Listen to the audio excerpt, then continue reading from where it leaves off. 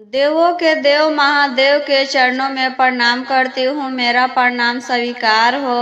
माता पार्वती के चरणों में प्रणाम करती हूँ, मेरा प्रणाम स्वीकार हो। सभी देवी देवताओं के चरणों में प्रणाम करती हूँ, मेरा प्रणाम स्वीकार हो। सभी गुरु भाई बहनों के चरणों में प्रणाम करती हूँ। हर हर महादेव। गुरु भाई बहनों, आज हम कर्मा व्रत के कथा सुना रही हूँ। एक भाई अपनी ही बहन को कर्मा के दिन ही जान मार देता है। गुरु भाई बहना, वीडियो देख रहे हैं तो पूरा देखिए, आधा अधूरा नहीं देखिए। आधा अधूरा देखने से शिव गुरु का अपमान होता है और पूरा देखने से ज्ञान होता है। शिव गुरु दया करते हैं, घर में सुख शांति आती है। इसलिए जब भी देखिए पूरा देखिए, जब समय मिले तभी देखिए। एक गांव में एक किसान रहता था। किसान अपने पत्नी और अपनी बेटी के साथ रहता था। किसान के बेटी बहुत ही सुंदर थी, इसलिए किसान अपनी बेटी को रूपवंती नाम रख देता है। किसान ज्यादा अमीर नहीं था गुरु बहना, वह गरीब ही था। उसके पास थोड़ा मोड़ा खेत था, वही खेत में जोताई कुड़ाई करके कुछ बून देता था। इसी से उसका खाने पीने के लिए कुछ हो जाता था। रूपवंती 5 साल के थी, लेकिन वह बहुत पूजा पाठ करती थी, शिव चर्चा बहुत करती थी। एक बार कर्मा व्रत का दिन आया गुरु बहना। सभी लोग कर्मा व्रत रखे हुए थे। रूपवंती अपनी माँ से कहती है, माँ हम भी कर्मा के व्रत रखेंगे।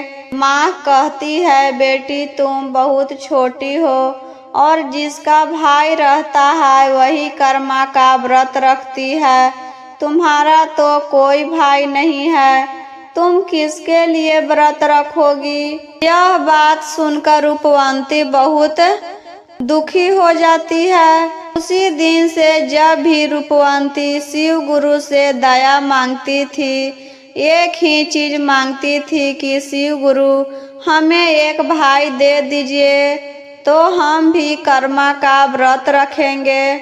मेरी सब सहेलियां नदी में नहाने जाती है और घर आकर कर्मा का पूजा करती है, तो हम भी नदी में नहाने जाएंगे और कर्मा का व्रत करेंगे। शिव गुरु को रूपवंती पर दया आ जाती है गुरु बहना, उसका मनोकामना पूरा कर देते हैं। एक दिन उसकी माँ बीमार पड़ गई, चक्कर आ गया और वह गिर गई। तो किसान एक डॉक्टर को बुलाता है। डॉक्टर कहता है कि यह तो खुशखबरी है, इन्हें कुछ नहीं हुआ है, यह माँ बनने वाली हैं। यह खबर सुनकर किसान और किसान के पत्नी दोनों बहुत खुश हो जाते हैं। रूपवंती तो बहुत ज्यादा खुश हो गई कि चलो शिव गुरु मेरा मनोकामना पूरा कर दिए। किसान के पत्नी कहती है, रूपवंती के जन्म हुए 5 साल हो गया, तब से हम कभी नहीं गर्भवती रहे। यह कैसे चमत्कार हुआ कि आज 5 साल के बाद हम फिर से माँ बनने वाले हैं। 9 महीने के बाद किसान के पत्नी एक सुंदर लड़के के जन्म देती है। भाई को देखकर रूपवंती बहुत खुश हो गई गुरु बहना। अपने भाई को खूब खिलाती थी, नहलाती थी, उसके साथ खेलती थी। धीरे धीरे दोनों भाई बहन बड़ी होने लगे। रूपवंती अपने भाई को नाम रखती है गणेश। गणेश जब से जन्म लिया था तभी से रूपवंती कर्मा का व्रत करने लगी। खुशी खुशी कर्मा का व्रत रखती थी।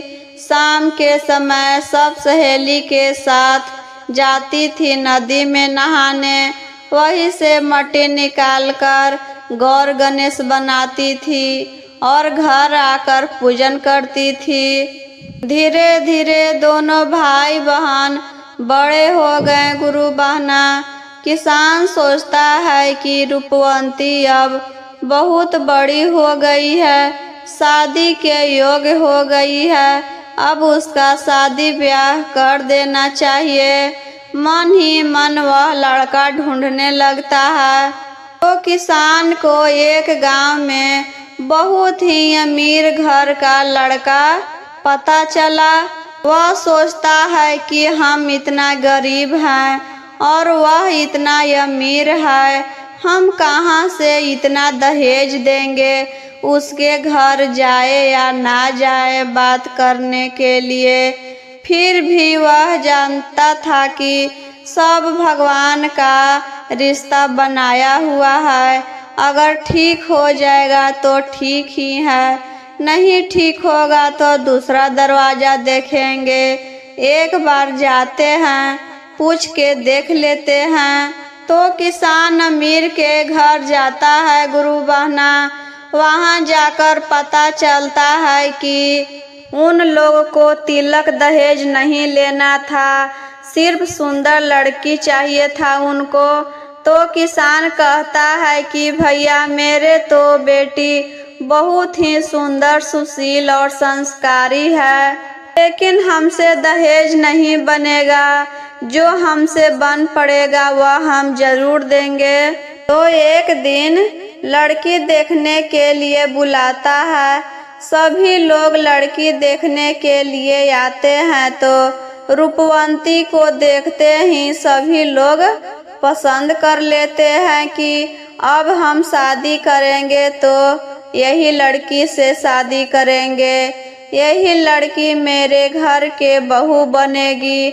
हमें तिलक दहेज कुछ नहीं चाहिए, हमें सिर्फ सुंदर लड़की चाहिए था, वह आज हमें मिल ही गया। रूपवंती नाम है तो एकदम रूपवंती ही है। लगन का समय आया गुरु बहना। रूपवंती का ब्याह हो गया, वह अपने ससुराल चली गई। शादी के साल 2 साल ही हुए थे गुरु बहना। बाई चांस का होता है कि रूपवंती के माता पिता दोनों बीमार पड़ जाते हैं। रूपवंती अपने माता पिता को देखने आती है तो उसके माता पिता कहते हैं बेटी अब हम नहीं बचेंगे, अपने भाई को ख्याल रखना, माँ के तरह प्यार करना, तुम बड़ी हो और इसे एक सुंदर लड़की देखकर शादी ब्याह करवा देना। रूपवंती कहती है माँ आपको कुछ कहने की जरूरत नहीं है, हम बचपन से अपने भाई को इतना प्यार करते थे तो शादी होने के बाद नहीं करेंगे। इतना कहकर दोनों को मृत्यु हो जाता है। रूपवंती अपने भाई को अपने ससुराल में ही ले जाकर रखने लगी और एक सुंदर लड़की देखकर उसका ब्याह करा देती है। शादी ब्याह होने पर गणेश अपनी पत्नी को लेकर अपने घर पर चला जाता है और दोनों रहने लगते हैं। महीना 2 महीना पर रूपवंती अपने भाई और भौजाई से मिलने आया करती थी गुरु बहना। रूपवंती अपने मायके जाती थी तो खूब सुंदर साड़ी पहनकर जाती थी, पूरा गहना पहनकर जाती थी, कुछ भौजाई के लिए भी लेकर जाती थी। फिर भी भौजाई ननद को देख देख कर बहुत जलती थी कि हम इतना गरीब हैं और यह इतना अमीर है, देखिए तो कितना गहना और सुंदर सुंदर साड़ी पहन कर आते हैं और मेरे लिए एक छोटा सा सामान लेकर आ जाते हैं। भाई कहता है कि जाने दो, दूसरों को देखकर जलना नहीं चाहिए, जितना भगवान दिए हैं उतने में ही खुश रहना चाहिए। एक समय की बात है गुरु बहना, रूपवंती तीज के पूजा की थी और पूजा किया हुआ प्रसाद लेकर अपने मायके जाने लगी। अपने पति से कहती है कि ये जी कुछ दिन के लिए जा रहे हैं अपने भाई के घर। उसका पति कहता है कि जा रही हो तो एक ही दिन में लौट आना। कुंती कहती है कि ठीक है, आज जा रहे हैं और कल चल आएंगे। तो सब प्रसाद ले लेती है।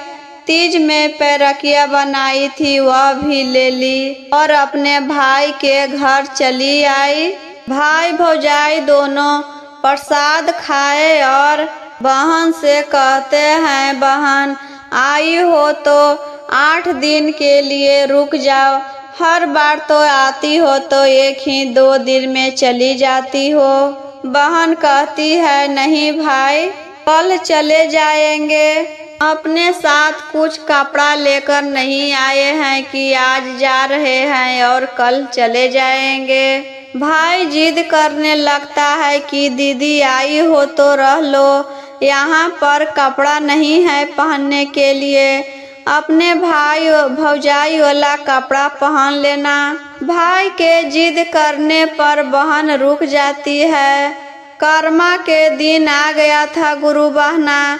सभी लोग नहाए खाए किए और कर्मा का व्रत रखे। कर्मा के दिन सब सहेली और रूपवंती नदी में नहाने जाने लगे। रूपवंती अपने भौजाई से कहती है, हम कपड़ा लेकर नहीं आए हैं, अपने पास से एक नया साड़ी दे दीजिए, वही पहन लेंगे। भौजाई कहती है कि ठीक है, दे रहे हैं, लेकिन मेरे साड़ी में दाग नहीं लगाइएगा। एक ही तो मेरे पास साड़ी है नया, इसे 7 साड़ी के नीचे रखिएगा। ननद कहती है कि ठीक है, नहीं लगेगा कुछ भी दाग, हम इसे 7 साड़ी के नीचे रखेंगे तो यह नहीं नेटेगा। सब सहेली नदी पर नहाने चले जाते हैं गुरु बहना। तो भौजाई के घर एक चील रहता था।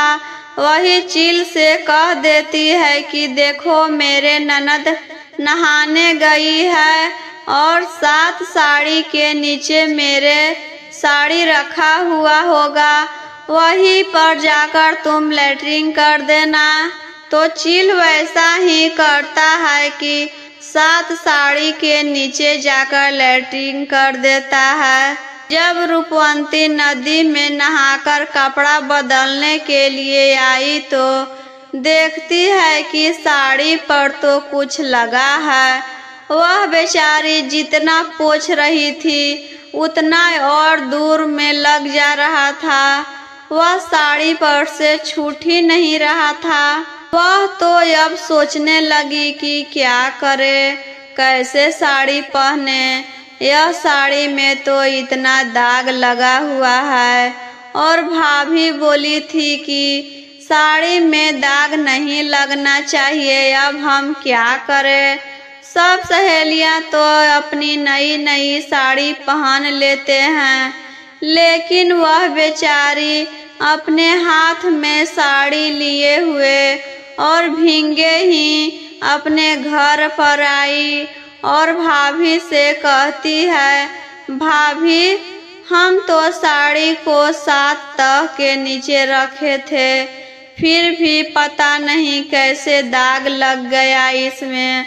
हम तो यह साड़ी को पहने भी नहीं हैं, भींगे कपड़े में घर चले आए हैं। भौजाई तो पूरा बोलने लगती है, अपनी ननद को बुरा भला कहने लगती है कि हाँ मेरे पास तो एक ही साड़ी था, आप तो अमीर हैं तो आप कुछ भी कर सकते हैं, हम गरीब को कैसे मिलेगा और नया साड़ी। वह बेचारी तो भींगे हुए कपड़े उसके शरीर में सूख गए और वही साड़ी पर अपना व्रत पूजन की। पूजन करने के बाद रात में सो जाती है तो भौजाई अपने पति से कहती है, आपकी बहन मेरे साड़ी में दाग लगा दिए हैं, अब उनका खून से हम यह साड़ी रंगेंगे तभी हम यह साड़ी पहनेंगे। भाई कहता है कि यह क्या बोल रही हो, पागल तो नहीं हो गई? मेरी बहन को खून करोगी तुम? भौजाई कहती है कि हम नहीं करेंगे, आप करेंगे, नहीं तो हम अपना जान त्याग देंगे। आप अपनी बहन को मारकर वही खून से मेरा चुंदरी रंग दीजिए, तभी हम यह पहनेंगे। और आपकी बहन देख रहे हैं कितना गहना पहने हैं, तो वह गहना भी हमारा हो जाएगा। भाई तो नहीं मानता है गुरु बहना, लेकिन अब उसकी पत्नी पूरा जिद करने लगती है तो उसको झुकना ही पड़ता है। उसके बाद भाई अपनी बहन को एक बोरी में कस लेता है और गांव के बाहर लेकर चला जाता है और वहीं पर अपनी बहन का खून कर देता है। चाकू से घोप घोप कर मार डालता है और जो खून निकलता है वही से अपनी पत्नी का चुनरी रंग देता है और घर आकर अपने पत्नी को दे देता है। उसकी पत्नी तो बहुत खुश हो गई कि चलो मेरी ननद तो मर गई और उसका गहना भी मेरा हो गया। और जहाँ पर वह अपनी बहन को मारा था वहाँ पर एक बैर का पेड़ जम जाता है गुरु बहना। वहाँ पर रूपवंती के पति सोचता है कि अरे हम तो उसको एक ही दिन रहने के लिए बोले थे और आज 8 दिन हो गया, अभी तक नहीं आई है। कुछ न कुछ तो वहाँ पर हुआ होगा, नहीं तो ऐसा कभी नहीं करती थी। 1-2 दिन में ही चली आती थी और मेरे कहने पर भी वह नहीं आई है। हम चलते हैं, उसको लेकर आएंगे। जब पति ले आने जाने लगता है तो उसके पिताजी कहते हैं कि बेटा कहाँ जा रहा है, तो वह बताता है कि जा रहे हैं ससुराल अपने पत्नी को लाने। तो कहते हैं उनके पिता कि तुम नहीं जाओ, हम जा रहे हैं, बहुत दिन हो गया है वहाँ पर गए, जब से शादी हुआ है तो हम नहीं गए हैं, हम जा रहे हैं लाने। तो उसके पिताजी जाते हैं लाने। जाते जाते वही जगह पर पहुँचते हैं जहाँ पर उसका खून हुआ था। वहाँ पर देखते हैं कि एक बैर का पेड़ जमा हुआ है और सुंदर सुंदर बैर लटका हुआ है।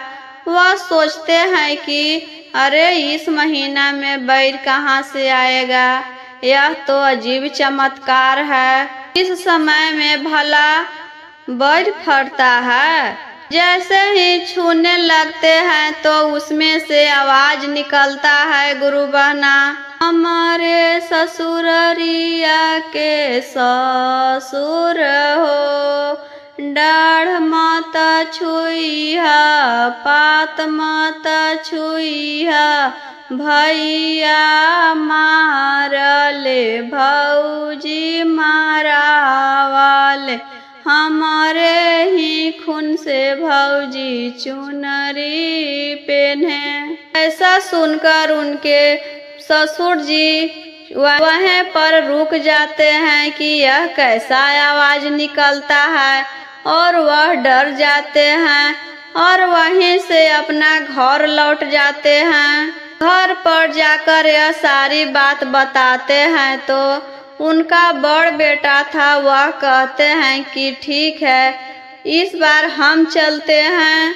वह भी उसी जगह पर आते हैं और छूने लगते हैं तो फिर उसमें से आवाज निकलता है गुरु बहना, हमारे ससुररिया के भैंसुर हो, डाढ़ मत छुइहा, पात मत छुइहा, भैया मारले भौजी मारावाले, हमारे ही खून से भौजी चुनरी पहने। इतना सुनने पर भैंसुर भी रुक जाते हैं कि यह कैसे हो रहा है। पेड़ में से आवाज निकल रहा है, इस पर कहीं भूत तो नहीं रहता है जो कह रहा है कि मेरे घर के भैंसुर डाढ़ नहीं छुए, पात मत छुए, भैया मारे हैं, भौजी मराए हैं। यह लगता है कि कोई भूत है। वह भी डर कर वहाँ से चले जाते हैं। वह भी घर जाकर सब बात बताते हैं तो इस बार उसका पति कहता है कि अब कि हम जाकर देखते हैं। वह भी वहाँ पर आते हैं तो छूने लगते हैं तो फिर आवाज निकलता है, गुरु बहना हमारे ससुररिया के पति हो, डाढ़ माता छुईहा, पात माता छुईहा, भैया मारले, भौजी मारावले, हमारे ही रंग से भौजी चुनरी पहने। वह भी यह सुनकर रुक जाता है और सोचता है कि अरे यह तो मेरी पत्नी की आवाज है और यह बेर के पेड़ में से कैसे निकल रहा है। जरूर कुछ ना कुछ तो बात है। वह भी लौटकर अपने घर चला जाता है और एक बढ़ी को बुलाकर लाता है और साथ में सभी लोग थे। सास ससुर भैंसुर सभी लोग वहाँ पर आए तो बढ़ी जैसे ही पेड़ काटने वाले थे तो फिर उसमें से आवाज निकलता है, गुरु बहना हमारे ससुररिया के बढ़ई हो, डाढ़ माता कटिहा, पात माता कटिहा, भैया मारल, भौजी मारावल, हमारे ही रंग से भौजी चुनरी पहने। तो बढ़ी भी कुछ देर के लिए रुक जाता है और फिर पेड़ काट डालता है। तो पेड़ काटते ही गुरु बहना उसमें से रूपवंती निकल जाती है। वह शिव गुरु के बहुत पूजा करती थी। कहीं भी चर्चा होता था तो वह चली जाती थी। घर पर भी खूब दया मांगती थी, पूजा पाठ करती थी। इसलिए उसका भाई जान मार दिया था, फिर भी वह नहीं मरी थी। शिव गुरु उसे एक पेड़ बना दिए थे कि जरूर कोई ना कोई तो खोजने इसे इसी रास्ते से आएंगे तो हम इसे जिंदा कर देंगे। इसी चलते वह पेड़ में जिंदा थी और पेड़ काटने पर वह निकल गई। सभी लोग उससे पूछते हैं कि तुम पेड़ कैसे बन गई, इसमें कैसे अंदर इतना दिन रही जिंदा। रूपवंती कहती है कि यह सब शिव गुरु का चमत्कार है, उन्हीं के चलते हम पेड़ में भी जिंदा रहे और अपने भाई भौजाई के सारी बात अपने ससुराल वालों से बताते हैं कि भाई मेरे जान मार दिए हैं और अपनी पत्नी का चुनरी रंगे हैं मेरे खून से। तो उसके ससुराल के लोग कहते हैं कि हम इन दोनों को जेल भिजवाएंगे, जा रहे हैं केस कर देने। किसी का हत्या करना एक अपराध है और यह मेरे पत्नी को हत्या कर दिया था तो हम इसे जिंदा नहीं रहने देंगे, इसे फांसी दिवाएंगे। तो रूपवंती कहती है कि जाने दीजिए, यह मेरा भाई भौजाई है। यही भाई के लिए हम कितना व्रत किए थे कि हमें एक भाई हो जाए तो हम भी कर्मा का व्रत करेंगे। छोड़ दीजिए, मेरे भाई को कुछ नहीं कीजिए। आज के बाद से हम अपने मायके नहीं जाएंगे, अपने ससुराल रहेंगे। अपने भाई के लिए लंबी वायु होने के लिए कर्मा का व्रत रखे थे और उसे फांसी दिवा देंगे। तो उस दिन से रूपवंती अपने मायके नहीं जाती थी गुरु बहना, लेकिन उसके भाई उसके साथ इतना बुरा बर्ताव किया था, फिर भी वह हर साल कर्मा का व्रत रखती थी अपने भाई के दीर्घायु होने के लिए। ऐसे ही और वीडियो देखने के लिए मेरे चैनल को सब्सक्राइब करें, लाइक करें, शेयर करें और कमेंट बॉक्स में ज़रूर बताएं कि आपको यह कथा कैसा लगा। और वीडियो देखकर लाइक सब्सक्राइब जरूर करें। आपके भाई के भी लंबी आयु हो, वह दीर्घायु हो।